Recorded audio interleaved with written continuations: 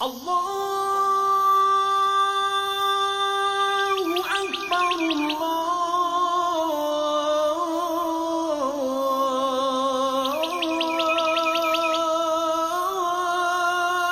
Allahu Akbar. Elhamdülillahi Rabbil alemin. Vessalatu vesselamu ala seyyidina Muhammed ve ala alihi ve ashabihi ecma'in, amma ba'd. Ushbu dunyolarni yo'qdan bor qilib, bizlarni har doim o'zining cheksiz ne'matlari bilan ne'matlantirib turuvchi, cheksiz rizqlari bilan rizqlantirib turuvchi Janobi Haq Alloh subhanahu va taolaga cheksiz hamd sanalarimiz, shukronalarimiz bo'lsa yarar edi. Hamda alamlarga rahmat bo'lib yuborilmish suyukli payg'ambarimiz Muhammad Mustafa sallallohu alayhi va sallamga bugunlarimizning turlaridan doimiy ravishda sho'b turgan salovat sharifalarimiz erishib tursa yarar edi.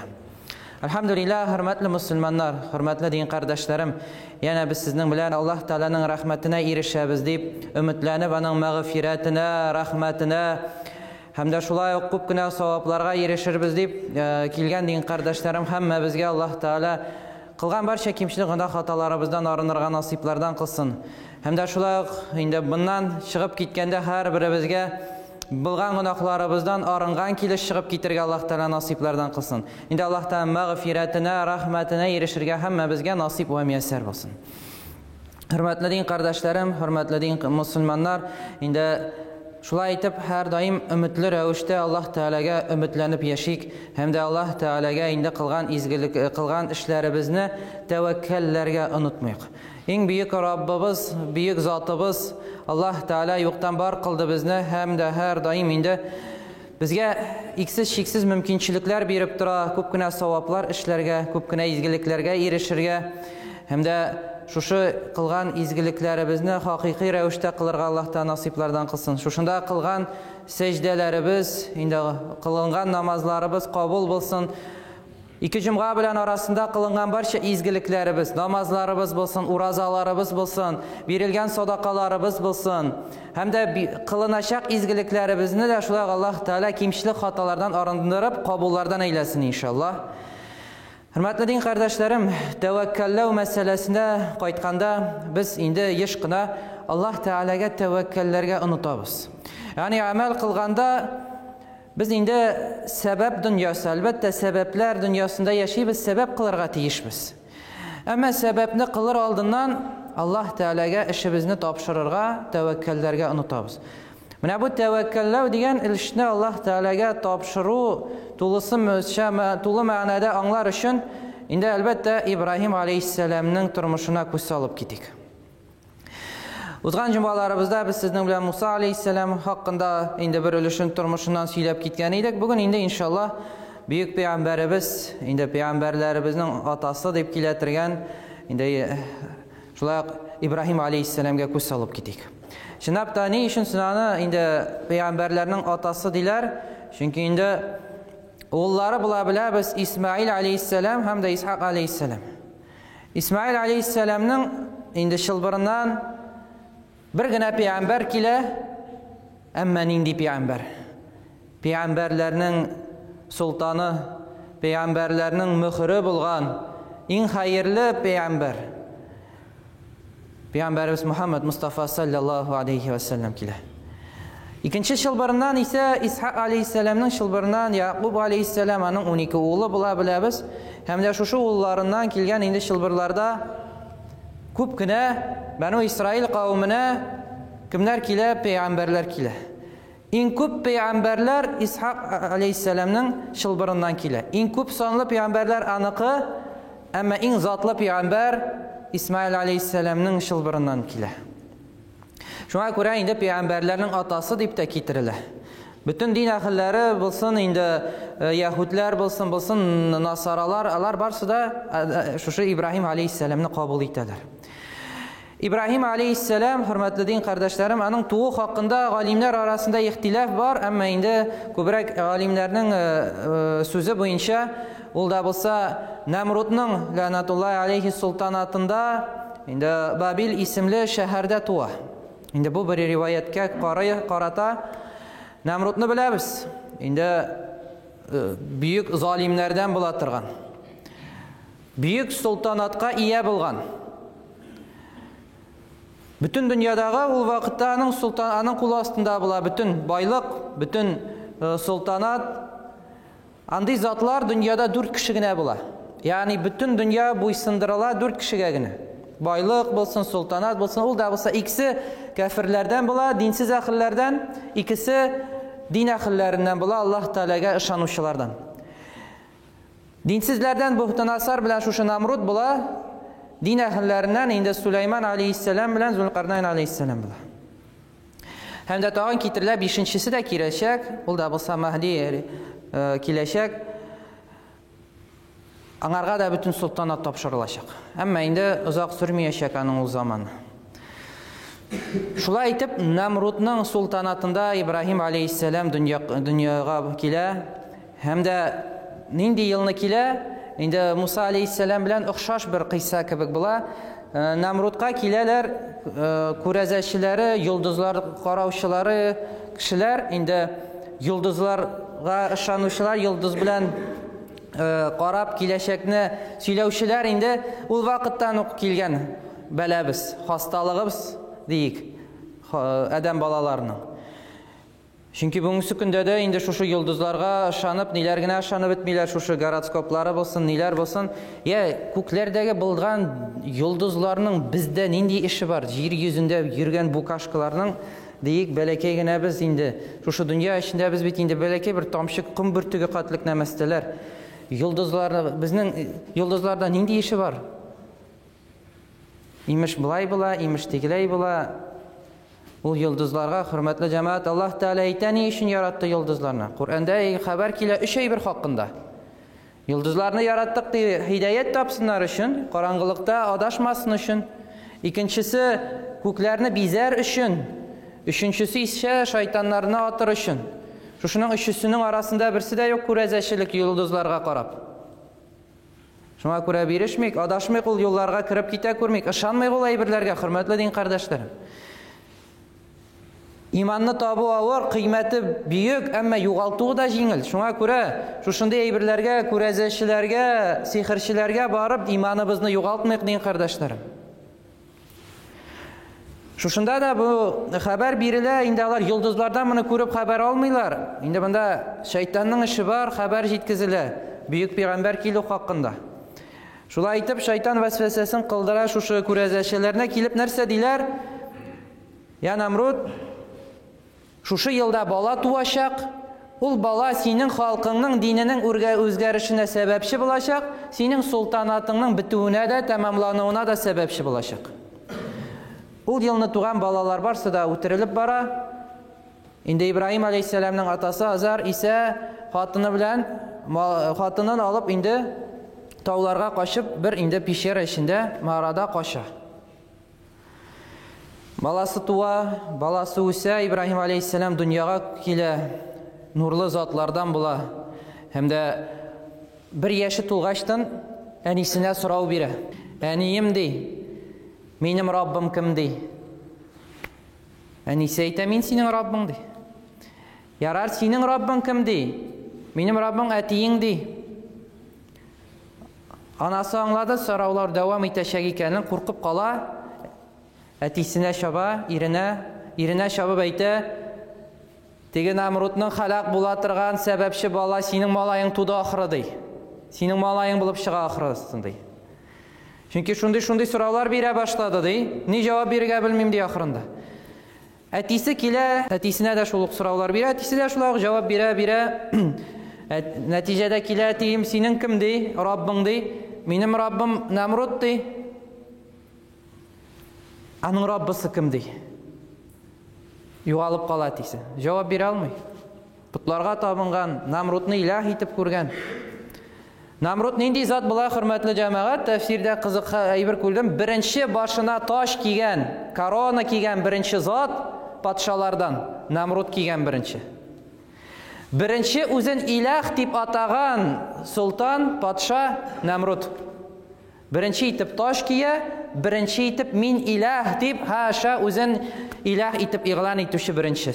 Шулай итеп малайы үсә бара, инде дусларынан да сорыйм, малайым фәлән сөйлей малайым хакында, чыгарым микән, үтермәс микән малайымны Намруд дип. Дуслары да әйтә, юк, инде күп еллар үтте бит, инде хәзер оныткылган инде ул хәл ди, кайгырма, аның өчен малайым белән чыксаң була. Чынлап та берничә еллардан соң таулардан кайталар өйләренә. Кайтып барганда Ибраһим алейхиссалам әтисенә күп кенә сораулар бирә, әтисе бәйнә җавап бирә. Ягъни сорый әтисеннән, бу нәрсә, бу мәсәлән ат ди, әтисе монсы дөя ди, монсы фәлән агач, монсы фәлән үсемлек, бу хайван мондый эш итә, монсы тигеләй итә, монсы моның өчен кирәк дип, һәр бер әйберне бәйнә сөйләп бара. Ибраһим алейхиссалам да шунда әйтә әтисенә, каралы ди, күп әйбер бар дөньяда ди. Һәр бер әйбернең ниндидер эше бар бында ди. Булар бит инде тикмәгә үз-үзеннән барлыкка килмәгән бит, буларның Раббысы бар дип әйтә әтисенә. Хөрмәтле җәмәгать, бәләкәй булганда, 1 яшь булганда сорау бирде әтиенисенә, Раббым дип, Раббысы хакында фикерли башлый. 1 яшьлек бала. Бүгенге көндә кызганычка каршы 60-70 яшькә җитеп, Ибраһим алейхиссаламның 1 яшендә булган акыл юк кешеләрдә. Ибраһим алейхиссалам 1 яшендәге булган акыл юк. Сорау бирмиләр илаһ хакында, уйланмыйлар. Чынлап та дөньяда нәрсә генә юк. Нинди генә үсемлекләр, хайваннар юк. Үзебезгә эш дөньябызга карасак нәрсә генә юк. Монда утырабыз, ишебездә нинди генә процесслар бармый. Һич уйланмый кешеләр, моны кем яктан бар кылган икәне хакында. Шулай итеп яши Ибраһим алейхиссалам шушы халык арасында путпәрәс була, ягъни путларга табыналар, Намрудны илаһ итеп күрәләр. Һәм дә Азар әтисе Ибраһим алейхиссаламның путларны ясаучылардан була, агачтан кисеп. Һәм дә Ибраһим алейхиссаламга сатырга җибәрә Ибраһим алейхиссаламны. Ибраһим алейхиссалам да бу путларны бәләкәйдән үк яратмый. Путларны муеннарыннан бәйләп, бау белән инде урам буйлап тартып бара. Кем шушы үзләренә дә, башкаларга да файда китерә алмаган нәмәстәләрне кем сатып ала дип урамда сатып йөри. Халык та курка, безнең путларыбыз безгә зыян китермәсен дип тизрәк сатып алыйк әле буны ди. Нинди маркетинговый ход, әйме? Шәп. Ала бит харкы, тиз генә сатып алып бара, барсында теге зыян килмәсен путларына. Үзе әйтеп тора бит халык, үзләренә дә файда китерә алмыйлар, сезгә дә файда да зыян китерә алмый торган нәмәстәләрне кем сатып ала дип. Ибраһим алейхиссалам инде яшьтән үк акыллы ияләрдән була. 17 яшендә, инде бер аяткә карата, 17 яшендә пәйгамбәрлек килә. Пәйгамбәрлеге киләме инде теге шәргый мәсьәләләр инде башка пәйгамбәрләрдә кебегрәк 40 еллар яшьләрендә китерелә дип әйтелә. Һәм дә бәләкәйдән үк шушы пәйгамбәрлек килгәннән соң инде әкрен фикерли, ничек халкын чакырырга дингә дип. Һәм дә берсендә инде халкы белә бит инде шушы путларны яратмаганын. Халкы әтисенә әйтә, малайың безнең путларыбызны мыскыл итә ди, әз генә сөйләш инде, идарә ит инде малайың белән диләр. Әтисе дә шакыртып утыртып сөйләшә, улым бу сөйләгән сүзләре хакмы? Ибраһим алейхиссалам да аңлый, форсат бар икәнен, әтиемне дә дингә чакырыйм әле дип, инде Мәрьям сүрәсендә килгән аятлар китерелә, нәрсә ди? إذ قال لأبيه يا أبتي لما تعبد ما لا يسمع ولا يبصر ولا يغني عنك شيئا. Нәрсә ди? Я әтием. Һәм дә я әбәти дигән сүз куллана. Әбәти, әтием. Йомшак итеп индәшә, әтисенең путларга табынганын белә, динсез әхил икәнлеген белә, кафирләрдән икәнлеген белә әтисенең. Әтисенә матур итеп индәшә. Я әтием дип. Яшьләр, бүген менә бу әйбер безгә җитми. Әлхәмдүлилләh, әтиләреннән иртәрәк дингә килгән дин әхилләребез, яшьләребез бар. Бу ниъмәт, әлхәмдүлилләh. Әмма әтиеңә кайтып, я әти, син кафир, син динсез дип әйтү һич килешми мусульманга. Әле әтисе мусульман булып намаз укымый торганына, әтисе үзен мусульман итеп кабул итә, син кафир дия. Куйган ризыкны шүплеккә ата, ярый хикмәт белән аңла, шакыр. Әмма менә шулай итеп син кафир дип әтиеңнең битенә кычкыру һич килешми. İbrahim aleyhisselam ya abati, ya atiyim dey. Ni için sen ibadet kılasın şu zatlarga dey, işitmegen zatlar, görmegen zatlar, sana fayda kitire almagan putlarga ni için tabınasın dey. Әтисінің анда ашу шыға қабыл етмей малайының сөздерін. Әгер дә бұны давам етсәң дей, мен сені ташлар білән бәргәләп үтірірмін дей. Кит қаш, менің көзімнен көрінмә меңа бір не қадар вақыт дей. Қабыл етмей. Халқында да Ибрахим алейхиссалам шушы мүшрикләрдән булалар бит инде, путларга табыналар. Ел сайын, елга бер олы бәйрәмнәр үтәтергән була. Шушы путларын зурлый торган, чыгып олы бәйрәм итәләр. Bu indi beyramlar bugün mesela karnavallar Braziliyada o'ttirgan mesela aqlıma keltirgan meseleler da ol elikige şuşup putlardan kalgan beyramlar indi bir. Şuşula aytib çıgıp beyram iter yılga bir. Mında da halk toplanıp çıga şäherden beyram iter üçün. Hem de çıkkanda putları tübünde indi bu beyram günü hürmetine rizq pişireler. Putlarının tübüne de putxanaları var, ulu putxana. Putxanada da putlarının allarına rizq kaldırıp giteler. Gitkende de bütün halkını çıkarttıralar. Indi çıkmay kala, yaşlarına bütün kişi bulganlarını çıkaralar. Indi fakat kartlar, kişi bulmaganlar, hastalar kala. İbrahim aleyhisselam deydi, min şiirli hastalardan dey. Min şiirli bulup özün yatıp kürsede yıldızlarga qarab, yıldızlarga şanalar bit indi halkı yıldızlarga qarab hayatda da kitirile, yıldızlarga qarab indi min hasta dip yata. Halkı da ulu hastalık dip korkup bizge de hastalığı yuqmasın dip yarar bunu kaldırıp kiteler İbrahim aleyhisselam'ı demişi. Halkı kite, çıkıp kite, İbrahim aleyhisselam kala. Putlarga bara, putlarning tübündəgi rizqni күрә. Putlar bilan putlarga əndəşib, ya aşıysızmı şu rizqlarını dey. Bilə bit indi cavab bulmağan. İndi aşalmay baş kiyindir məsələn dey, aşıysınmı men üstümdə kiyim yox kiyindirəsinmi deyib, həm də başqa şunday kitirilə, həm də ahılırında nişli balta tutup putlarını barsında indi vaq kisəklərə şabı bitirə. Şabı bitirgəndən sonra bir putnu eng ulusun qaldıra, putnun baltanı da putnun muyinina kidirib qoyub kitib bara. Kech jitə axşamdan soң halqı qayta, əylənib qaytqandan soң halqı birinçidən putlarına kirə, putlarına ibadat qılı vaqıtı bulub kirələr, bu halını көрәләр. Halqı qayğığa bata, hasrətdə ne buldu putlarımızga, ne buldu bu deyib birinci akıllarına kim kile? İbrahim aleyhisselam kile. Ne için? Çünkü bilələr, en putlarını en yaratmağın zat aralarında kim? İbrahim aleyhisselam. İmanda bulgan zat birəvgünə ol vaxtda. İmanlı zat birəvgünə İbrahim aleyhisselam. Bütün dünya imansız, o vaxtda İbrahim aleyhisselam günə imanlı. İbrahim aleyhisselamını şaqırtıp alalar. İbrahim aleyhisselam'a aytələr, sen ettin mi bunu deyib?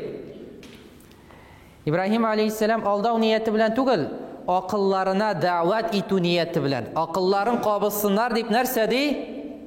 Yok, men etmedim dey. Belki yana tegi puttuğusu etkendir dey. Akıl azgına halkı bit azgına akıl qabıza bit indi. Nişek ol etsin indi dey. Ol ete almaydı. Ol nişek etsin ol ete ağaçtan yasalgan bir put. Nerse dey İbrahim aleyhisselam, siz de yaşan almıysınız dey, şuşu putnun dey, bir ziyan kitire alavına, siz kününe söyləşə almağının көрəsiz, işitməyən көрəsiz, hatta ki, şuşu eybirini işliyə almağının көрəsiz. Əmmə o sizge fayda kitirir dey, bəңарға tabınasız. Akıllarına dəğvət ite, akıllarına əndəşə. Şınap da, hürmetli cəmaət, bu ayetlerini oqıysan, fikirli bilgen kişiye putlarının ne ikenligini anlayız. Cenab-ı da bir fayda kitire almagan, ziyan kite, özün de saklı almagan, meni şapma deyip tuqtatıp qala almagan İbrahim aleyhisselam'ni putlar kişilerge nindi fayda kitirsin. Bunu kızık eytip көрәбіз de, ama bugün de turmuşumuzda var. Eytip kitkenim şəlik cümğalarda da bu Теге феншуй буенча бакалар китереп куялар йортларына. Теге бүксәсе сыймаган киеменә бер буддасын китереп куялар. Ниндидер файда китерер дип. Бу да шул ук путлар. Нинди байлык китерсен ул сиңа?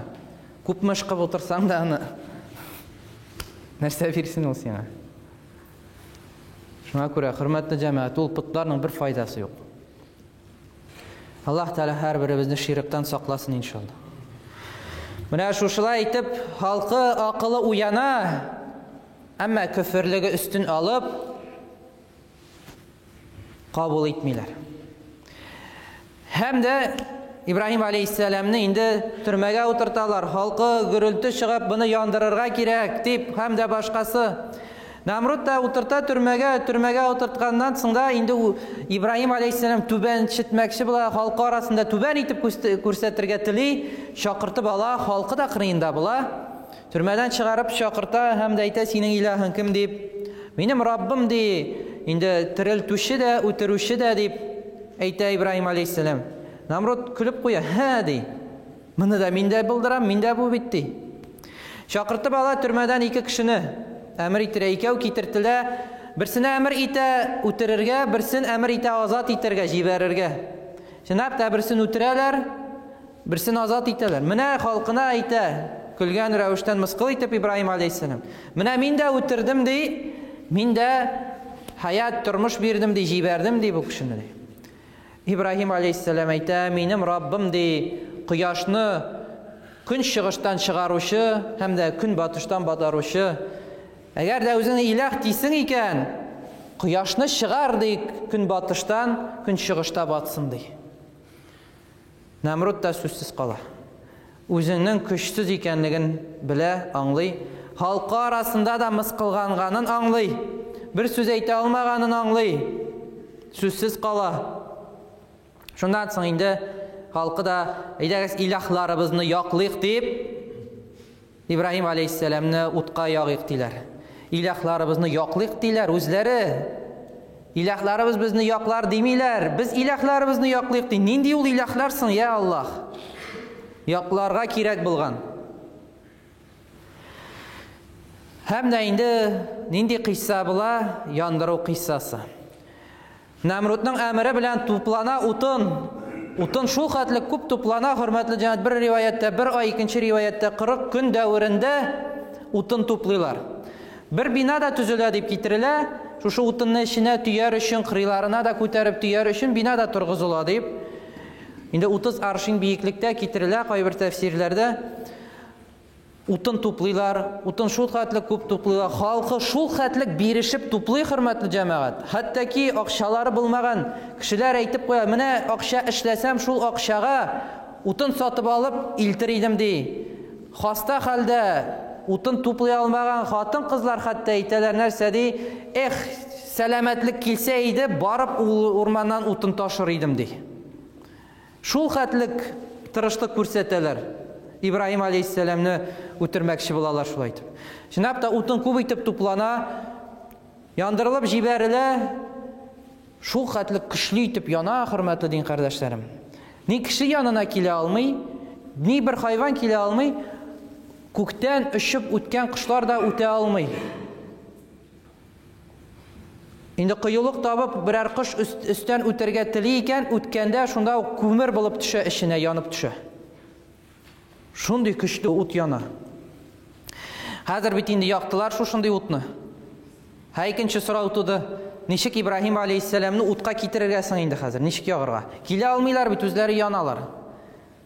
Газиз булып көчсез бер хәлдә калалар. Кем гадәттә килеп җитә?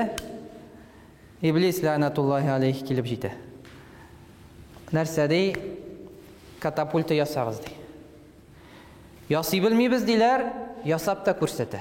Ничек ясара? Кеше кыяфәтендә килә, катапультаны ясыйлар.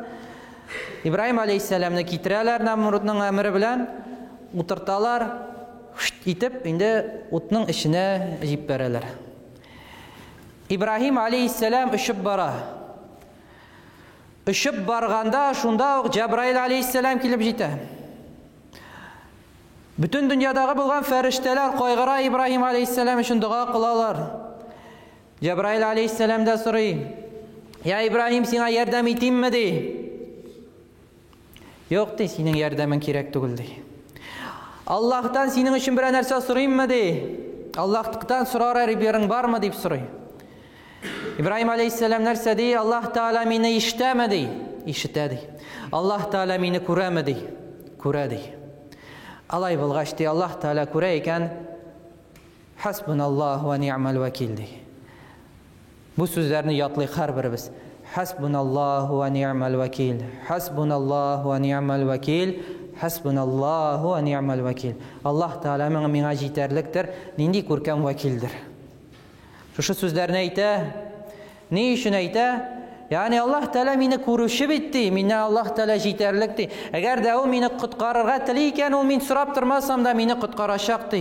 Çünkü peygamberlik derecesini bile özün tevekkelledi Allah'a. Mene tevekkellik kayda. Hem de ne için soramadı yardımın tağımında bir yaşırın manası var deyip getirdiler alimler. Allah Teala'nın hükmüne karşı varmadı. Yani Allah Teala'nı yandırıp utirirge tileseydi, ol rizaydı anarga. Yarar yandırırga tiliyken min sorab durmayım Allah Teala'nın hükmüne karşı kelip kutkarıydı meni buğuttan deyip. Yandırayken yandırsın, kutkarayken Rabbim meni kutkarsın deyip. Hasbunallahu ve ni'mel vekil deydi. Әйе, bu hürmetli cemaat degi yardım kolu suzulganda yardım gerek tugul deyip ayttuğunu anlatmay. Bu peygamberinin başka derecesi. Bizning başka tarafımız hasta. Biz her vakit yardım kimdendir soruybız. Ama Allah Teala'dan soramayız, tevekkül kılmayız. Şuna o ala tevekkül kılıyık, yardım kileyken biliriz. O yardımçını Allah Teala bizge jiberuşu. Allah Teala o kişini yarattı. O fikir birdi sizge yardım iterge, ilhamı bilen alıp kildi sana yardım iterge. Anarga savab işlerge mümkünçilik birdi, sana kutulu yolunda birdi. Bunu da Allah Teala yoktan bar kıldı. Allah Teala bizni de yaratuşu, bizning amellerini de çünkü Allah Teala yaratuşu. İbrahim aleyhisselam şulay etip tevekkelleti, hem de şınaptı Allah Teala indi Enbiya suresinde kiletirgeni.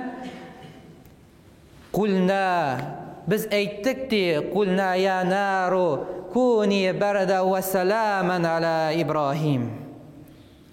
Allah Teala aytdi, biz aytdik utqa soğuk bul hem de selamet bul İbrahim aleyhisselamga. İbn Abbas radıyallahu anhu aytdi, indi sahabalarning tefsirçilerinin en büyüklerinden bulganı.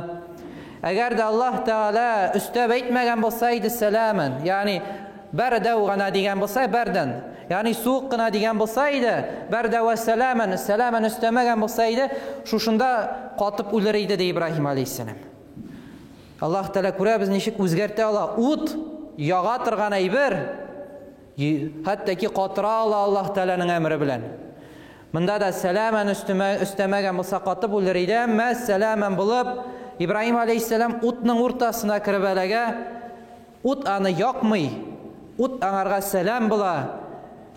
Cennet bakşalarında kibik bir bakşada bo'la. İbrahim aleyhisselamning da so'zlari bor. Bu dünyada yaşagan eng xayrli otnamdi. O't ishinde bo'lgan otnamdi. Jidi kunim eng xayrli jidi kunim bu dünyada. Eng rahat jidi kunim o'tning ishinde. Allah Teala'ga tevekkelledi. Allah Teala'ga tevekkellev sebepli o't ishinde eng xayrli kunlarini bu dünyada o'tkazdi.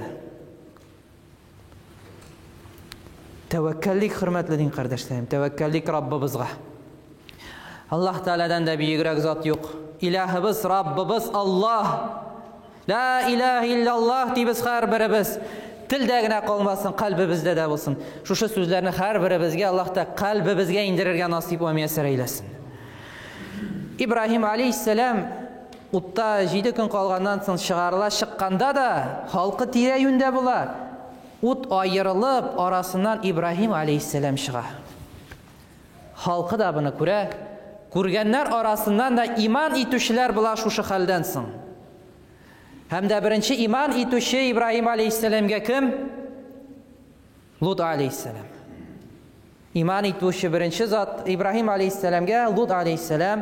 Ul indi anın tuğanlarından bula. Indi bir rivayetke göre абыйсының улы була. Икенче риваятта кардәшенең улы. Лут алейхиссалам шулай итеп беренче дин кабул итүчеләрдән була.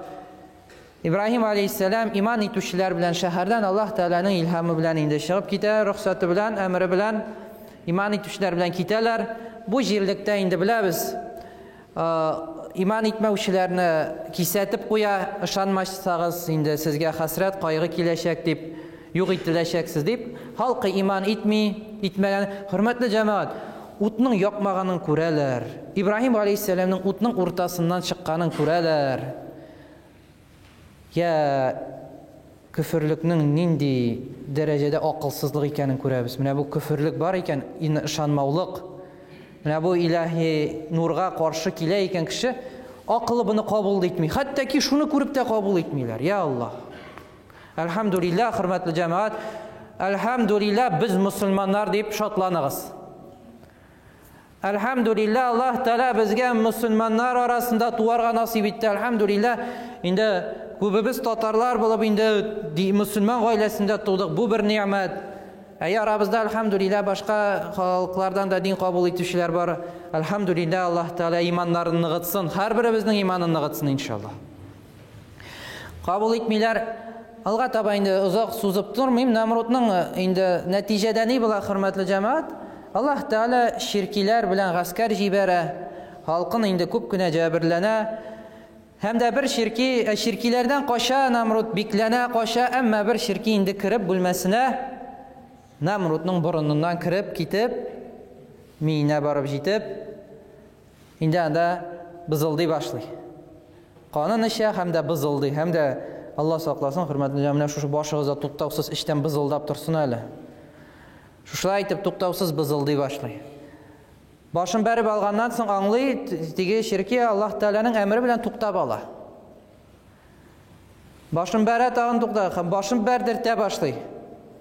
Башын суккалый торган кеше яллый, туктаусыз бәреп тора. Ягъни бәрә, туктый, үзенә күрә рахатлык күргән кебек, тынычлык тапкан кебек тора. Вакыт үтә, ширки тагын Аллаһ Тәгалә әмре белән бызылдый башлый башы эчендә. Тагын бәрәләр, тагын бәрә, башы инде шишеп бетә. Бәрүченең дә инде соң ахырында ачуы чыгып, соңгысында нык итеп, шап итеп башына сукканнан соң башы ярыла. Аллаһ Тәгаләнең дошманы шулай итеп халак ителә. Хөрмәтле җәмәгать, Намруд булсын, Фирәун булсын, Муса алейхиссалам, бу бер бүгенге көндәге бер символлар бу. Бу zulm кылучыларның бер символы. Бүгенге көндә дә ул Намрудлар бар. Аллаһ Тәгалә ни өчен безгә ул кыйссаларны бирә? Без аңлар өчен, Аллаһка тәвәккәлләр өчен, дуа кылыр өчен. Аллаһ Тәгалә бүгенге шушы Намрудларны халак әйләсен. Аллаһ Тәгалә ләгънәт әйләсен ул затларны. Мусламаннарны, кешеләрне җәберләп яшитергән шушы Намрудларны дөньядагы булган Аллаһ Тәгалә шулай ук үзенең рәхмәте белән юк итсен шушы дөньядан. Аллаһ Тәгалә мусламаннарга җиңү бирсен, безгә берләшү насип итсен, безгә бер өммәт булып, бердәм булып яшәргә Аллаһ Тәгалә насиплардан кылсын иншаллаһ. Бу дөньяда да берләшеп, Фирдәүс җәннәтләрендә дә бергә булырга Аллаһ Тәгалә насип ва мияссәр әйләсен.